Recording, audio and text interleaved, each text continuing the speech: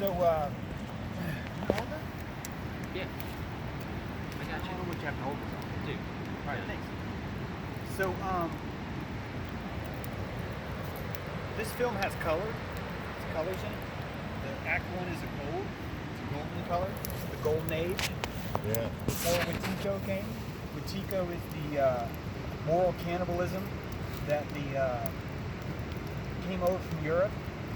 We're saying that right now we're telling people that our society is telling people that it's white people themselves that are Wetiko, but that's not true. This is the carrier virus that came over. So the first act is golden. The second act is blue. It's the color of blue. It's showing you how cold and materialistic we are now. It's a frozen world. Okay.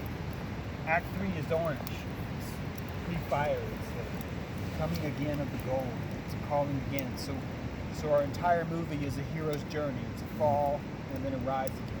Okay. I just wanted you guys to have sort of that picture. In So your mind. you said in the posting in terms of the film quality, the background, a bluish, a goldish glow, and so forth. Yeah. But we also use it with all our props and costumes and stuff. That's why as well. I picked colors. It's because I think if we can focus on this, it'll really convey that idea. Lighting and so forth. Yeah. The movie opens up in 1140 BC. This is when a really famous eclipse. AD. There's a really famous eclipse that happened that was seen during the day over here. Basically, you have a council of seers in 1140. Nice. Movie opens around the fire, of course, and you've got all these old Indians. But when I say Indians, this is like whoever was there at the time. Indigenous wisdom. Yeah, white people. Indigenous wise men. Yeah. Christopher Columbus didn't discover America. We can have white people here. It's fine. This is just what America looked like. A lot of Scandinavian stuff, a lot of Nordic stuff, a lot of Celtic stuff, just a lot of that stuff. So it starts with this council. The council saying what's getting ready to happen. They're explaining that our way of life is not dying. Our way of life is having to go to sleep for a while. And in order to preserve it, we, as a tribe, have to charge ourselves, our ancestors, so that we can survive this winter. Winter is coming. It's Wetiko. This psychopathy is coming. The season of psychopathy. Yeah, and so these people are starting to charge their own. They leave the council fire with this mission. We have to really, really charge ourselves with memory, reverence, magic, stuff like that, okay? And they predict the eclipse coming. The next day, our star, Aaron, is like, it doesn't have to be you, but I'm saying that Aaron would be walking through a field, golden field. Again, there's the gold, right? He's coming through a golden field, and as he's walking, he's feeling the reeds in between his fingers, and he's grabbing the ones that are long enough, that are hollow enough for fire. But he's collecting them during the eclipse. In other words, he notices the eclipse and he's like, oh shit, I have to gather the reeds that are hollow. I have to gather them now during the eclipse. So as the eclipse is happening, he's grabbing as many of these reeds as he can. Because these are now magic reeds. They've been harvested during the eclipse. Follow me? This is a really common theme where really easy to do in all post of our too. Indians are charging things We with the just intent. darken the staining. The darkness comes and goes just in post. Oh yeah. I have HD footage of the eclipse because I was right underneath it. It went right over me. Yeah, this will be a pretty easy scene, I think, to even to shoot. The next scene, there are now Native American girls. Some are women, some are girls. So the eclipse is there's a thing called a buckeye tree. Yep. Yeah, I know the buckeye. Okay, so you know they're Up in not. Ohio, man. Okay, so you know what the buckeye looks like. Yeah. So the buckeye is the eclipse. The Native Americans are convinced that the buckeye is the most magical thing that you could harvest during the eclipse because it in and of itself is also a one-eyed kind of thing. Okay? So what you're looking at is a bunch of different Indians that have their own impression of what magic is, right? Aaron's gathering reeds in the these girls. You see them in a tall canopy like pine forest, and they are gathering buckeyes in their dress. So all of them have just this scoop full of clothing, and it's just full of buckeyes. And a nice slow-mo shot is one of them takes her dress and throws the buckeyes up in the air. And you can kind of picture the slow-mo shot of all these buckeyes kind of suspending and freezing in time. And then I think we could then do a cool effect where one of those buckeyes will look like an eclipse. In other words, it'll have that eye staring right at you, just to sheer luck. So when these buckeyes fall, this is what's starting to, okay, now it's time. Like, now this is happening, okay? So the eclipse is in the field, and we start, Aaron the man is now back to Aaron the boy. And the boy, get this right, the boy is given a wampum, okay? So a wampum is, so some wampum is like tied thread, you know, it's like different thread that are tied in different knots, but other wampum is like fine beads that you would find in the riverbed and things like that. So Aaron's given a very short wampum as a child. It's maybe only 7 bands long because he's 7 years old. And the wampum is describing his story. He's given the wampum, and he's like, here's your wampum now. That wampum is DNA.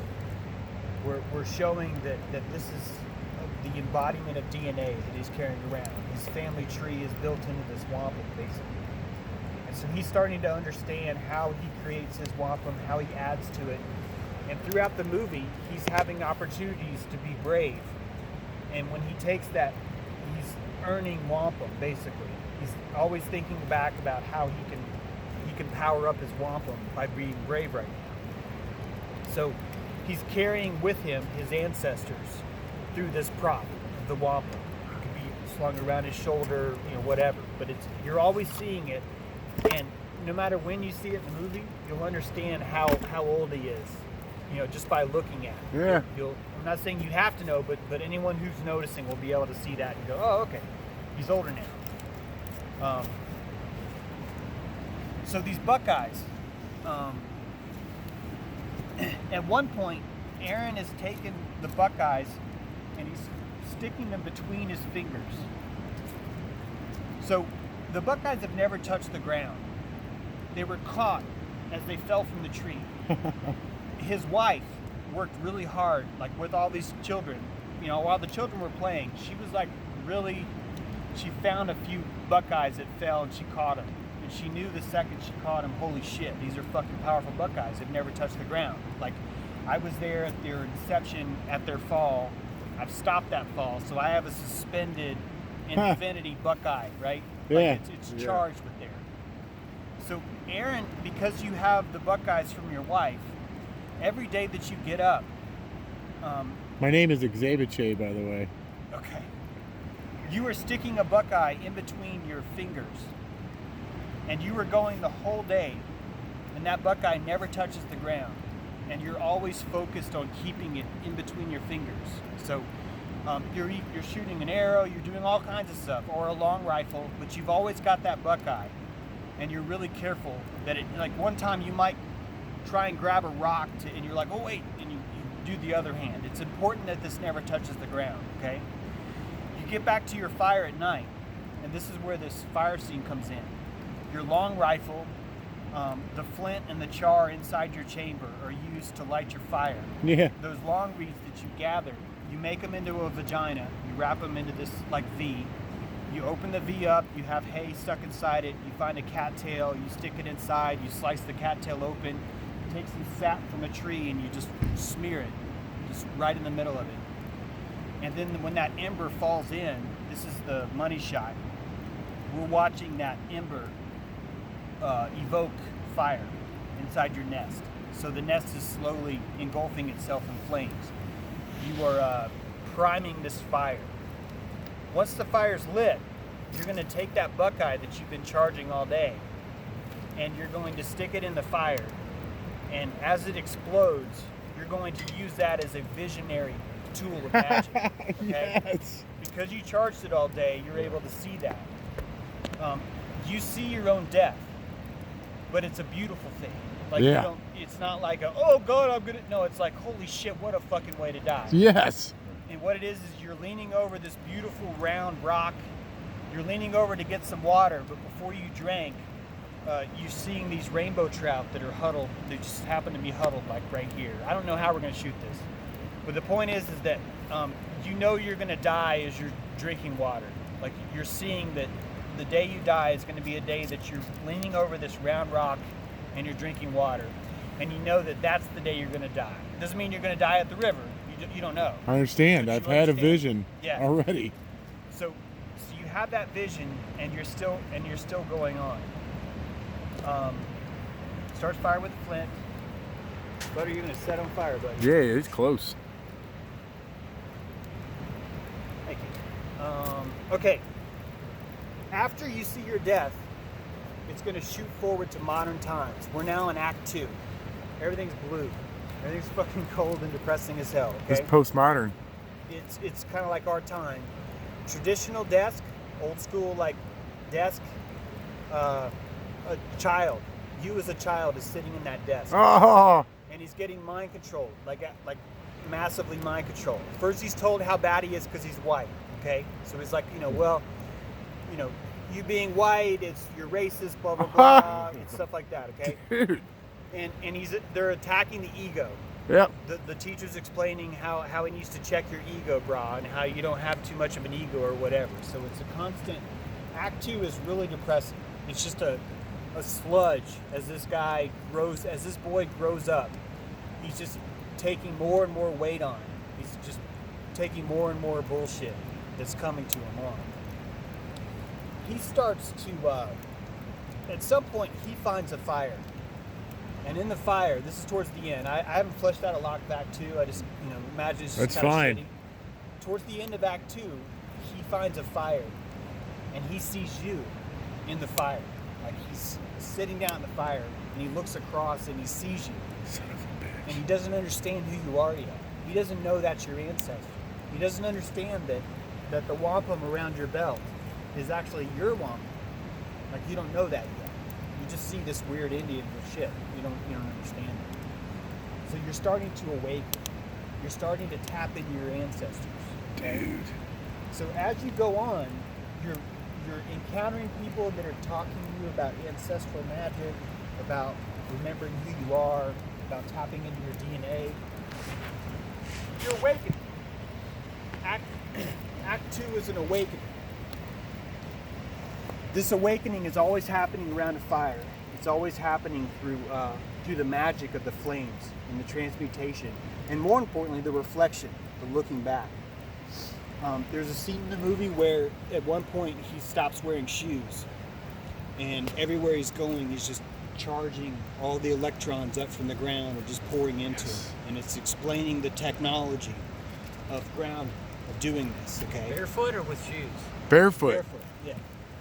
Now, as he starts to emerge, he's looking back at his own family history, and he's decided, oh shit, I used to be an Iroquois Confederate or whatever. I'm going to have to go to the Longhouse and learn this, okay? Yeah. So he starts reading about the Longhouse, and that's when we explain what unanimous government is. That we explain that government is a tapestry of agreements. There's no such thing as majority rule. Majority rule is oppression. It means whoever doesn't agree with us is fucked. We understand that. So unanimous government starts to emerge as a philosophy, as a sovereignty. This child, young man now, is awakening to his own sovereignty, basically. Because he's waited so long, society is fighting back, and they're making it very difficult for him to awaken. It's just he's been asleep for too long. So there's a struggle there. I haven't outlined how this looks yet, but there's a struggle there, okay? That's gonna lead you into Act 3. Act 3, you guys, if you read my article, Man from Katuah, you already sort of know Act 3. Act 3 is basically, it's a different era. We're in the future, but it's not like we have to look futuristic. We're just at a time where we're more Yeah, connected. right. Yeah. And so in the future scene, you're gathering apples. You're gathering a shitload of apples, and you've got them in sacks, and you've rigged up your bicycle pulled all these apples, okay? And you take you go to the powwow with your bounty. You're bringing bounty to this powwow. You show up at the powwow, you go to the giving tent, you drop off your 50 apples, Yep. and you get some money.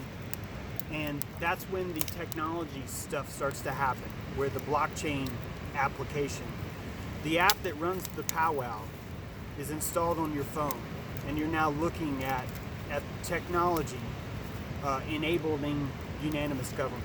So because you gave $500 and $200 worth of apples, you're credited with that system.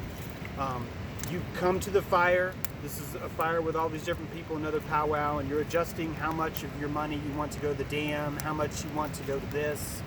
So you can choose where you want to put your taxes. right? Exactly. Dude. That's what makes unanimous government work. It only works because you get to decide what your money's being spent. And it's faith. If I could choose my taxes, I would be better off than letting them take it for what. Yeah. This is what unanimous government's all about. You're able to define what it is you believe in and what it is you don't believe in. And what you're willing to offer and what you're not. Yeah. Which means you're only going to bring things that are going to be spent in the way that you wanted to be Imagine spent. if you're offering stuff not by force, how much more genuine. Well, it's it is. funny you say that because this is really showing the difference between coercive government and compassionate government. That when you utilize a compassion-based government, you now have a kinder, gentler government because people are doing it out of compassion. Should it be called something else other than government, though? I mean, what's another word it could be called? Because government really just got to stick. Nation. Yeah, there's something about nation there for sure. I don't know. It's a good question. I thought anarchy was that form of. I think anarchy is going to be a really hard sell. Yeah. Remember what we're. Stay away from buzzwords that have been. Yeah. Buzzwords, starting to because be anarchy corrupted, people yeah. think. We got to make. We want to make I mean, sovereignty. You're absolutely right. And I'm fashionable. not saying we shouldn't, but I'm just saying that that's going to be an uphill battle to really push anarchy. It's I think our- voluntarism Yeah, volunteer. or localism or bioregionalism Bioregions, yes. are all three ideas that we could talk about later that would kind of accentuate that. The point is that the app is showing that no one there at the powwow is giving anything by force. In fact, not only whatever it is you're giving, you actually get to put rules and stipulations on it. And this is one of the powerful things about Ethernet, by the way. Ethernet is a type of blockchain that allows you to assign contracts to your money. I still don't understand that. Yeah. You can't break that. It's built into the money itself. So 1,000 years from now, you would still see the fraud in broad daylight. Anyone could see that if that money did not go to the thing that you dictated it would go to. Accountability, like. Yeah. Yo. It's all about accountability. It's all about self-empowerment too. It's all about this compassion-based government, and that's basically the gist of Act 3. It's just showing what it could be. Dude, I do. We have compassion. That's my home life with my family. That's family. You Yeah. recognize that? I definitely. That's Asking what me? I'm just. that's what makes it a powwow versus a government. See, a powwow. There's no such thing as a representative for government. A powwow is everybody. Yeah. You're gonna fucking come to the powwow, not because you have to, not because you're forced to, but because that's what you do. You fucking go to the powwow. Yeah. And so that's what government really is. So part of this scene, as before you're voting, you're walking into different tents and you're listening to Clive tell you about Farts in the wind. Look, man, we built this new bridge across the river. It's working great. We want to do 4 more, and we could really use your help. So if you want to, slide us some Ethernet, we'll fucking make these other 3 bridges happen. And then you leave the tent. You're like, maybe. Then you go to the next tent. You're like, we're rebuilding the great chestnut tree. We want to fucking bring it back. So we're gonna have this starter program where we're planting all these The seeds. nursery, yeah. So the point is that you get to pick and choose what you're voting for. Some people are going to vote for, I want us to have, Excuse me. okay, before I get there, this future, the people own their own land and militia. The airspace belongs to the people. That means the militia is the responsibility of the people. The quality of the water is the responsibility of the people. We got close to The this. quality of the air is the responsibility of the people. This is something we've been close to. Yeah. It's tried to take. Watico took it away. Yes. It's the psychopathy that took it away. It centralized it. And by centralizing it, it can mutilate itself. It's only because it's centralized that we've been able to mutilate ourselves. And that's what's so powerful about this powwow. This powwow is really the final scene. It's really just a party. We're throwing a party, and we're going to be filming during the party. All these different people are going to be there. Maybe we'll even have an example app that they could each download. You know, we could literally just make a living example of how this would work. Okay, this is a film now. It's not a movie, but it is a film. This is good. In the final scenes, This is a story. It doesn't have to be the final scenes, but I just wanted to talk about what else I got here. Is that You know what I like, Aaron? What? Performance art. Yeah, So- I got a hint from you that. during the powwow, where another money shot is going to be the carving of a totem pole. Yes. And so I was thinking that instead of a symbolic thing would be, instead of the American flagpole, we've removed the American flag and we've been placing different totem heads. We've been threading this giant pole with different wooden totem heads that people make. Like, Yeah. Is it like a flagpole, but it's Yeah. totem heads? Yeah. The flagpole's been replaced with totem heads, you know? Oh, okay. They kind of slide over it. Are these totems things earned or things that we Different call villages upon? would make it, you know? Like if you have a village, then, you know, because you're coming to the powwow, you would bring your totem, and then whichever village gave the most in Ethereum Huh. would have the highest honor on the totem pole. Yeah. So people are competing for the honor Yeah. of being the most gifted. That's healthy. That's Yeah. that's rewarding. That's Totally. loving. That's Yeah, it's a friendly competition It's- based on compassion. It's really kick-ass. During this time, that boy in the classroom, okay, he's growing up and he's about to enlist in the army, and they're going to war with Saudi Arabia. oh shit. And they're doing that because of 9/11. They're doing that because we're now saying that the enemy is Saudi Arabia.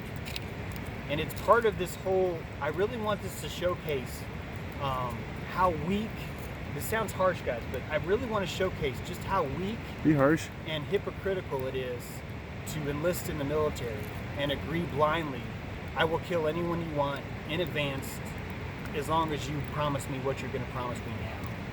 So it's a ritual to kind of show. This is Act 2 or Act 3? This is Act 3. Yeah. It's not part of the.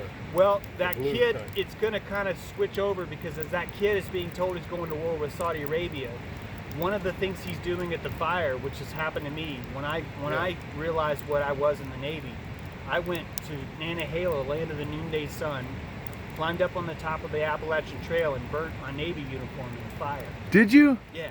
So he would be having a ceremony where he's burning this symbology of his what he thinks is a commitment to this centralized power he's saying no to. He's tapping back into his ancestors. When he burns that uniform, somehow that wampum is revealed. He finds this ancient wampum that's related to him. And the second he touches that wampum, fucker powers up like a badass motherfucker. Like, he fucking powers the fuck up, right?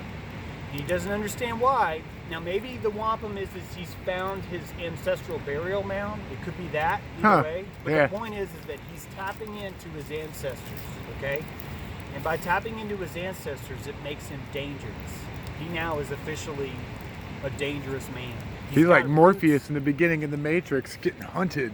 Yep, he's got roots that stretch hundreds and hundreds of years now below the earth. Now they're afraid. And now they're afraid because of how much power he has.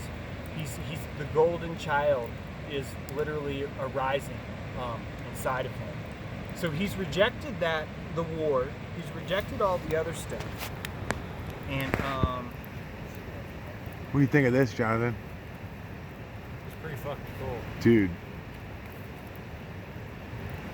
okay.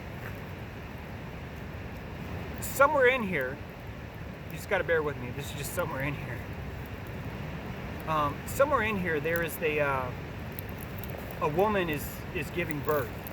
She's pregnant, and she's out walking through the forest because we can't film a real live birth ceremony. She's walking through the forest looking for a place to have her baby. Yeah. She's looking for the perfect spot. Yeah. And she only started that because the night before she had a vision while she was at the fire. My baby will come in 7 days. Like, she knows. She knows the time. She knows exactly how it's going to happen. She goes out and she finds the perfect ring of trees to have her baby.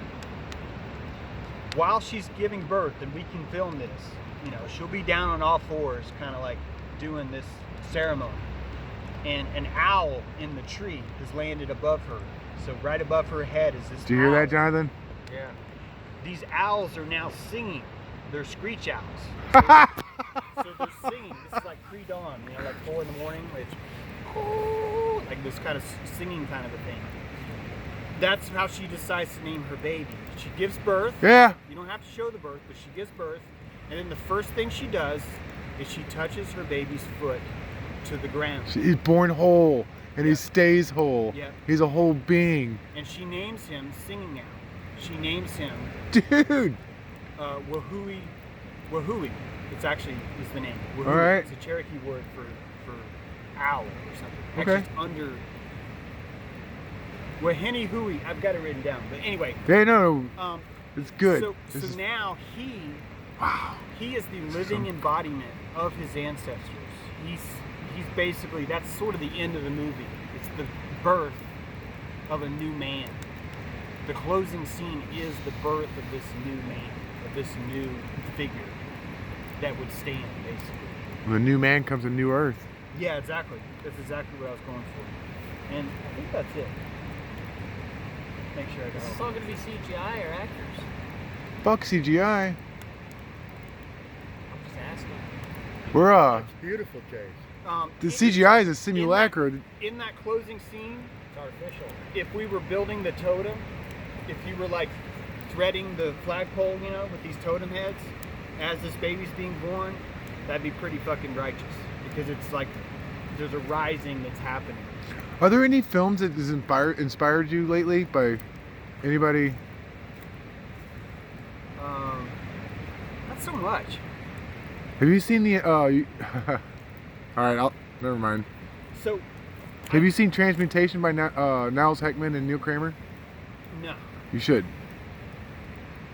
It'll help you really, you know, get that vision you're looking for. Yep. I'm telling you. So when it comes to, good question about, is this going to be filmed or what? Yeah, it can.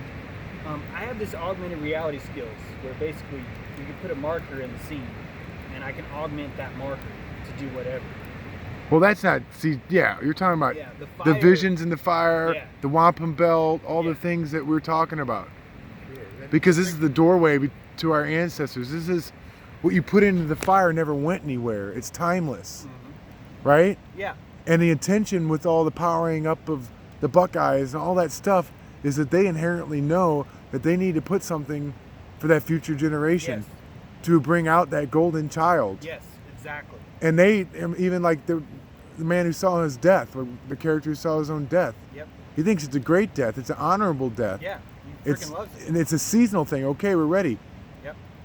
But there'll be another time we have to go through this. Because he knows he's dying, he's able to really focus in on how am I going to do this? What am I going to leave? How's this going to happen? See, Wonderful, this is- wonderful. This is what I'm seeing with it. Like, yeah, the combination of real footage that we shoot, singing, so get scenarios that actually set the table for the special effects that comes in with your techniques, right? Right. But the storyline as it goes along, Wonderful. what I'm hearing, as you describing it, is it does have to have an off-camera narrator. So, Yeah. so this stuff doesn't have to speak for itself. The Right. narrator tells the people what they're looking at. Cool. Right.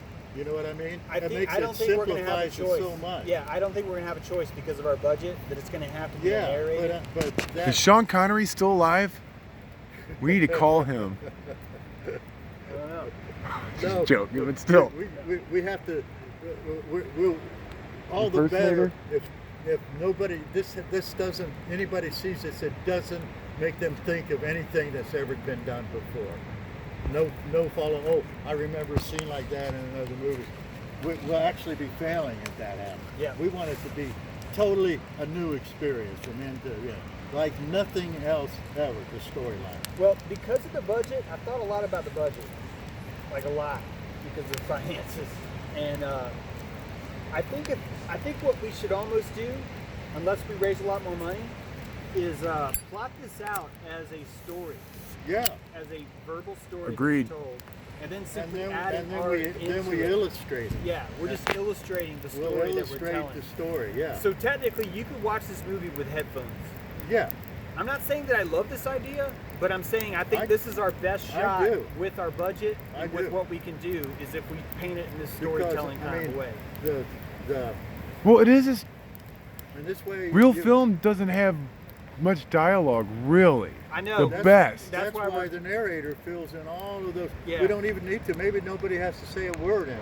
It doesn't really matter that much. Yeah. If the narrator is saying what's happening. Yeah, You're the narrator, bro. You know what I mean? Sorry. Yeah, but James narrates it. It's your unless he story. finds someone else Yeah, unless we he find like a really insists good that voice. could- But that yeah, can yeah. do better than you. No, Exactly. you But are. You have the power, the authority. You know what you're talking about. You'll feel that when you're hearing the voice. Yeah. They'll hear it, the authenticity. This is your wampum you belt. know. And plus, you have a great voice and a great. I see it on your YouTube. You have a nice way of saying things, pronouncing words, and You were paying you attention have back good when you Watiko have came good out. You pause, did. Oh my natural, God. Where you give it a beat or two in between the next sentence. You already have a natural ability. I mean, Jonathan, Screech Owl. I didn't count them, but I think you're saying that you just described What are the 8 odds? to 12 scenes that were key scenes. Mm-hmm. But I think those are all the rest of it's B-roll shit and stuff. Yeah, you no, know? I think you're right. I think you're I absolutely think right. if we That's get what it I've been down- trying to do, writing Yeah, it. yeah. I've really been trying to be as practical as possible. Yeah, no, I that love your works. feedback though, because you may not see it that way, which is totally cool. But I've been trying to really focus on that. How does this practically pull this off? That's- Finding the actors and That story's pretty tight. That is.